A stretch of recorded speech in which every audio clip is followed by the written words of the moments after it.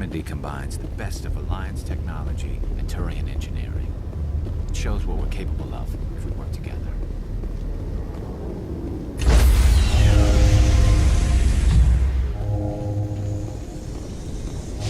Stand by, shore party. Decontamination in progress.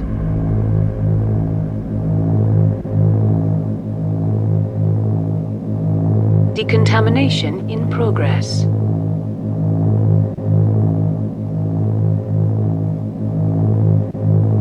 Decontamination in... I heard what happened to Captain Anderson. Survives 100 battles and then gets taken down by backroom politics. Just watch your back, Commander.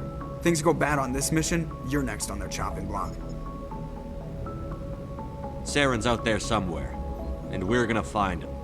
Everyone on this ship's behind you, Commander. 100%. Intercom's open.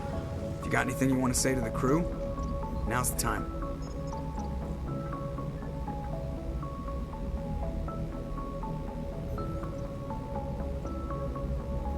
This is Commander Shepard speaking. We have our orders. Find Saren before he finds the conduit. I won't lie to you, crew. This mission isn't going to be easy.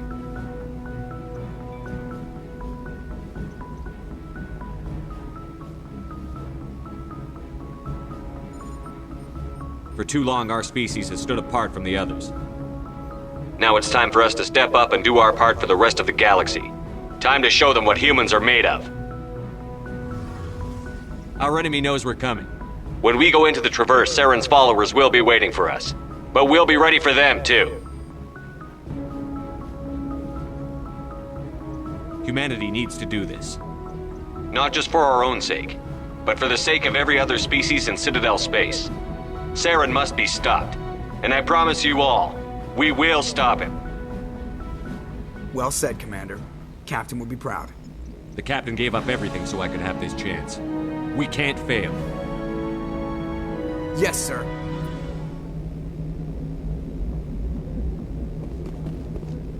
Commander, something you need? How's the Normandy performing? Is she everything they said she'd be? She's the best ship in the fleet. If you've got a pilot who knows how to handle her. Balance isn't what you'd expect. Takes a while to get used to that oversized drive core we got stuffed in the back, and her power can sneak up on you if you're not careful. The Normandy's probably too much ship for your average Alliance pilot, Commander. Lucky for you, I'm anything but average. I like to know my crew. Mind if I ask you a few questions? I can see where this is going. You did a background check on me, didn't you?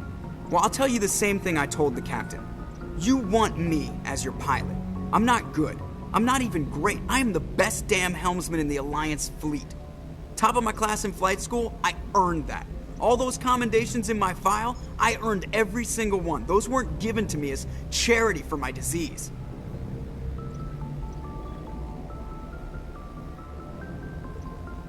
What are you talking about? Are you sick? You mean you didn't know? Oh, crap. Okay, I've got Vrolik's syndrome, brittle bone disease. The bones in my legs never develop properly. They're basically hollow, too much force and they'll shatter. Even with crutches and my leg braces, it's hard to get around. One wrong step and crack! It's very dramatic. But I've learned to manage my condition, Commander. Put the Normandy in my hands and I'll make her dance for you. Just don't ask me to get up and dance unless, you like the sound of snapping shin bones. Why does everyone call you Joker? It's a lot shorter than saying Alliance Flight Lieutenant Jeff Moreau. Plus, I love to make little children laugh. I was just thinking how much you remind me of Santa Claus. Look, I didn't pick the name. One of the instructors in flight school used to bug me about never smiling. She started calling me Joker, and it stuck. Why didn't you ever smile? Hey, I worked my ass off in flight school, Commander. The world's not gonna hand you anything if you go around grinning like an idiot. By the end of the year, I was the best pilot in the academy, even better than the instructors, and everybody knew it. They'd all got their asses kicked by the sickly kid with the creaky little legs. One guess who was smiling at graduation? How'd you end up joining the Alliance? Look, if you're looking for an inspirational tale of the crippled kid overcoming impossible odds, you're gonna be disappointed. My mother was a civilian contractor working for the Alliance. I basically grew up on the Arcturus station back when they were building up the fleets. Spend all that time around Alliance ships, there's a good chance you'll end up going to the Academy. I have to go. Alright, see ya.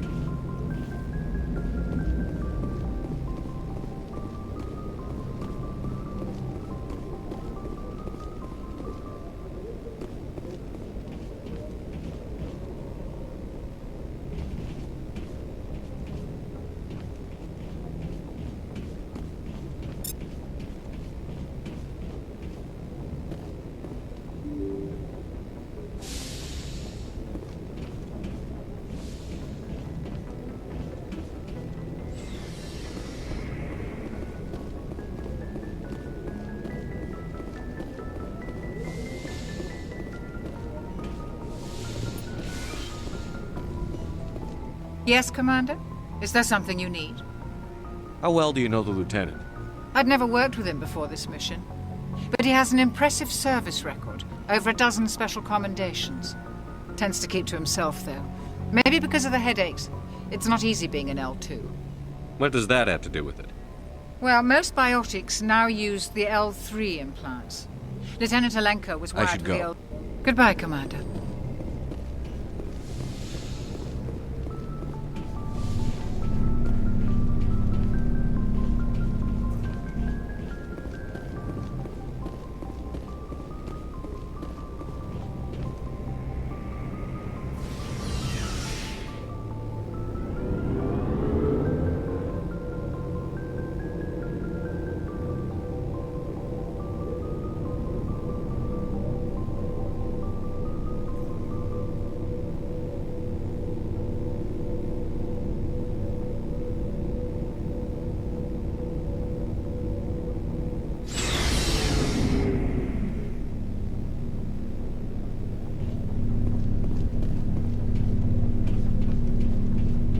Thanks for bringing me on board, Commander.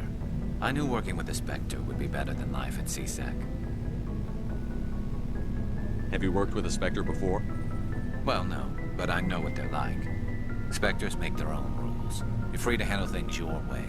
At CSEC, you're buried by rules. The damn bureaucrats are always on your back. For the most part, the rules are there for a reason. Maybe. But sometimes it feels like the rules are only there to stop me from doing my work. If I'm trying to take down a suspect, it shouldn't matter how I do it, as long as I do it. But CSEC wants it done their way. Protocol and procedure come first. That's why I left. So you just quit because you didn't like the way they do things? There's more to it than that. It didn't start out bad, but as I rose in ranks, I got saddled with more and more red tape. CSEC's handling of Saren was typical.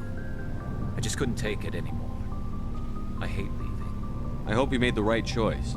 I'd hate for you to regret it later. Well, that's sort of why I teamed up with you. It's a chance for me to get off the Citadel, see how things are done outside CSEC. Either way, I plan to make the most of this. And without CSEC headquarters looking over my shoulder, well, maybe I can get the job done my way for a change. If getting the job done means endangering innocent people, then no. We get the job done right, not fast. Got it? I wasn't trying to. I understand, Commander.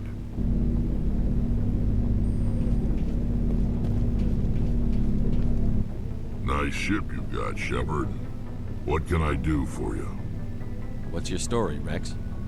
There's no story. Go ask the Quarian if you want stories. You Krogan live for centuries. Don't tell me you haven't had a few interesting adventures. Well, there was this one time the Turians almost wiped out our entire race.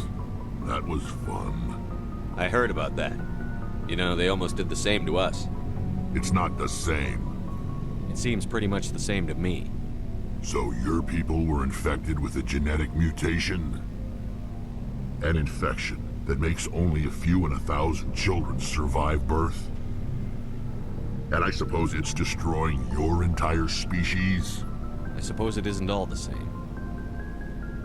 I don't expect you to understand, but don't compare humanity's fate with the Krogan. I was just making conversation. I wasn't trying to upset you. Your ignorance doesn't upset me, Shepard. As for the Krogan, I gave up on them long ago. The genophage infected us, but it's not what's killing us. What can you tell me about the genophage? Ask the Solarians if you want details. They made it. All I know, it makes breeding nearly impossible. Thousands die in stillbirth, and most never get that far. Every Krogan is infected, every one. And no one's rushing to find a cure. Why don't the Krogan try to find a cure? When was the last time you saw a Krogan scientist? You ask a Krogan, would he rather find a cure for the genophage or fight for credits? He'll choose fighting every time. It's just who we are, Shepard. I can't change that. Nobody can. Are your people really dying? We're sure not getting any stronger. We're too spread out. None of us are interested in staying in our own system. Lots of species have left their homes and prospered. But they go to colonize new worlds. We're not settlers. We're warriors. We want to fight. So we leave. Hire ourselves out. And most of us never go back. So long, Rex.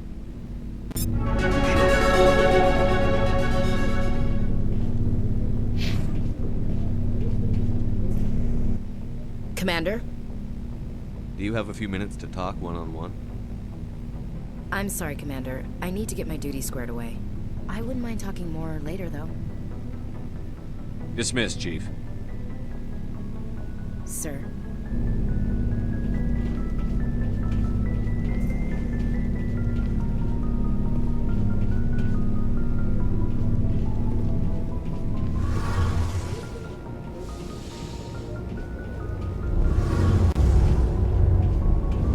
Hey, Commander, you know that Quarian, Tally? She's been spending all her time down here asking me about our engines. I'll tell her to leave you alone. What? No, she's amazing. I wish my guys were half as smart as she is. Give her a month on board and she'll know more about our engines than I do. She's got a real knack for technology, that one. I can see why you wanted her to come along. I figured she'd be a real asset to the team. You got an eye for Tally, Commander, but I'm guessing that's not why you came down here. I want to know more about the Normandy.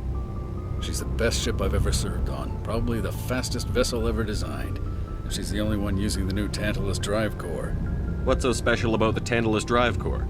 Proportionally, it's about twice the size of any other vessel. Not only are we faster, but we can run at FTL speeds longer before we have to discharge the core. Fill me in on the IES stealth systems. How does it work exactly? You can't hide a ship out in space. They emit too much heat and radiation, too easy for sensors to pick them up, unless you find a way to capture those emissions. So our stealth systems trap the energy we give off in storage sinks built into the ship itself. No emissions to give away our location. Eventually the sinks have to be vented. More than a few hours silent running and they overheat. Cook us inside our own hull. There's no way for anyone to detect us? A visual scan can still pick us up. Anyone looking out a window can see us plain as day. But you have to be pretty close to get an actual visual out in space. Most vessels rely on scanners. As long as the stealth systems are engaged, they can't see us. Not unless we accelerate to FTL speeds. Why doesn't it work with faster-than-light travel? Cranking up to FTL blue shifts our emissions, pushes them into frequencies too high to capture in the sinks. As soon as we make the jump, it's like setting off a flare. Sensors can pick up our location whenever we enter or exit FTL flight, but for short-range missions, our stealth systems are amazing, and we've got the only one. Where else have you served, Adams?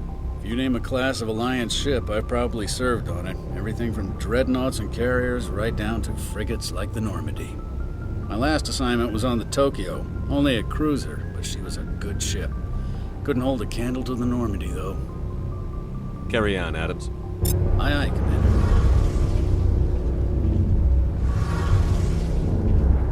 Your ship's amazing, Shepard. I've never seen a drive core like this before. I can't believe you were able to fit it into a ship this small. I'm starting to understand why you humans have been so successful. I had no idea Alliance vessels were so advanced. The Normandy's a prototype. Cutting-edge technology. A month ago, I was patching a makeshift fuel line into a converted tug ship in the flotilla. Now, I'm sitting on board one of the most advanced vessels in Citadel space. I have to thank you again for bringing me along. Traveling on a vessel like this is a dream come true for me. I had no idea you found ship technology so interesting. It comes with being a Quarian. The migrant fleet is the key to the survival of my people. Ships are our most valuable resource. But we don't have anything like this. We make do with cast-offs and second-hand equipment. We just try to keep them running for as long as we can. Some of the fleet's larger vessels date all the way back to our original flight from the Geth. I can't believe your fleet's still using ships that are 3 centuries old. They're constantly being repaired, modified, and refitted. They aren't pretty, but they work. Mostly. We've tried to make ourselves as independent as possible on the flotilla, grow our own food, mine, and process our own fuel. But some things we just can't make on our own. A patch to maintain the hull integrity requires raw materials we just don't have. That's why our pilgrimages are so important. I want to know more about the pilgrimage. When my people reach maturity, we leave our birth ships and seek acceptance with a new crew. It's necessary to maintain genetic diversity among the fleet. But no ship wants to accept someone who will be a burden on them. So, to prove our worth, we embark on a pilgrimage. We set out alone, leaving the flotilla and our families behind us. We only return once we have found something of value we can bring back to the fleet. This is presented as a gift to the captain of the respective ship we wish to join. If the gift is accepted, we are welcomed into the crew. Can a captain choose to reject the gift? That doesn't happen often. Most captains are eager to increase the size of their crew. It increases their own standing in our society. Even when a gift is not particularly valuable, the captain usually accepts it out of a sense of tradition. However, there is a stigma to presenting a substandard gift. It's not the best way to make a good impression on a new community. Most pilgrims don't return until they find something worthwhile. I can't believe they just send you off alone. It's not like they just cast us out. Before we leave, we are given lessons in how to survive outside the flotilla, and given gifts to help us on our journey. We also receive implants to fight off sickness and disease. Generations of living in an isolated and highly controlled environment have left our immune systems weaker than most. By the time we leave the fleet, we are well equipped for the pilgrimage. This is a rite of passage for all Quarians. If it were dangerous, our numbers would suffer. Virtually every pilgrimage ends with a triumphant return and the ritual presentation of the gift to one of the fleet's captains. I want to talk about something else. Like what? Tell me about your people. Our lives aren't easy. Resources are scarce, and we are constantly on the move. Everything we do must in some way contribute to the continuation of the migrant fleet. There are 17 million Quarians in the flotilla, and each of us relies on the others for survival. The bonds among my people are strong. Unfortunately, we have had to surrender many of the freedoms and civil liberties other species take for granted. What kind of freedoms? Well, it's illegal for parents to have more than one child. If our population grows too much, it would strain our resources to their breaking point. Of course, we also can't allow our numbers to become too few. If our population is in decline, the rule against single births is temporarily repealed. In extreme cases of population decline, incentives are even offered to encourage multiple births, though the Conclave hasn't had to take such measures in nearly a century. That's your government. The Conclave is our civilian branch of government. Each ship can elect a representative to serve on the Conclave and make decisions that affect the fleet as a whole. On matters that affect an individual ship, however, the captain has the final say. It's a tradition that dates back to the early days, when the fleet was governed by martial law. Fortunately, most captains nowadays are smart enough to have an elected council from their crew to give them advice and guidance. So the ultimate power rests with elected officials. In practice, the Conclave and the respective council for each ship tend to set the rules that govern our daily lives. But in theory, we are still under military jurisdiction. The 5 top-ranking military officials in the fleet serve on the Admiralty Board. These 5 have the power to overrule any decision by the Conclave in case of emergency. To do so requires unanimous agreement among the Admiralty, and they can only do this once. After that, the entire board must resign their posts. It's a safeguard that served us well. In nearly 3 centuries, the Admiralty Board has only overruled the Conclave 4 times. I want to know more about the Geth. I doubt I can tell you anything you don't already know. It's been almost 3 centuries since they drove my people into exile. All I know is the story of their origins, what they were when we created them, and how they turned on us. Interesting. The Geth were originally created to serve as an automated manual labor force. Initially, their intelligence was as limited as any VI. Over time, we made small modifications to their programming to allow them to perform more varied and complex tasks, bringing them closer and closer to true AI status.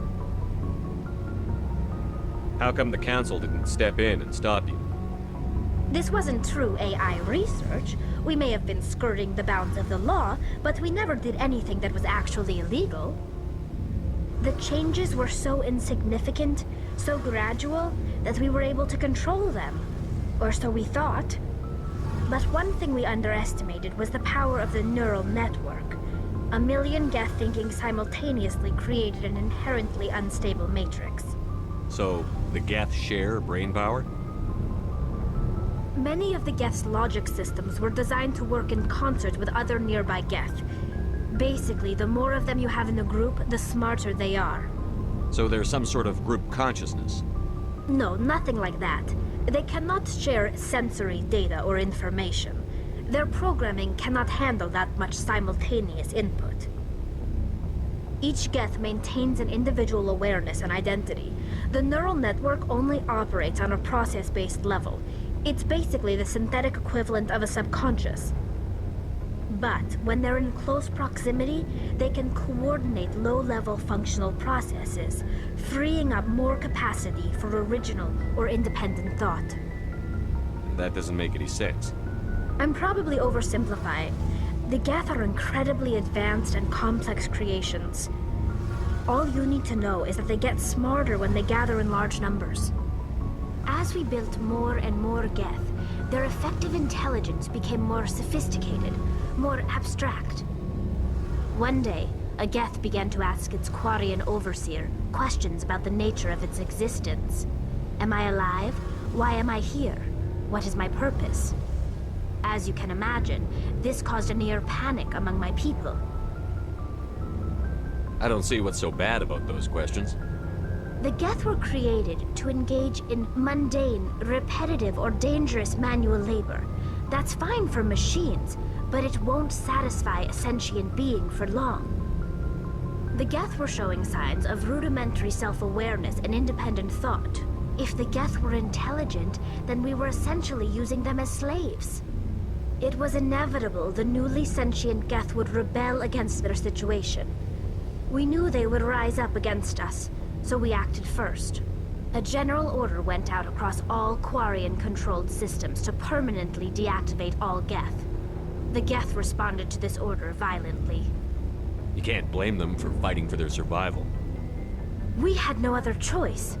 The Geth were already on the verge of revolution. By acting quickly, we had a chance to end the war before it began.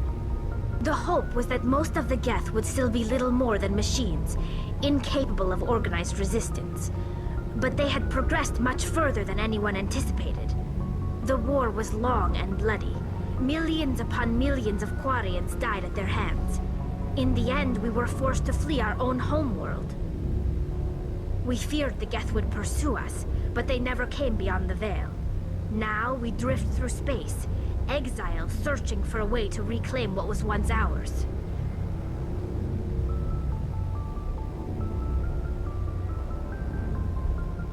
I should go.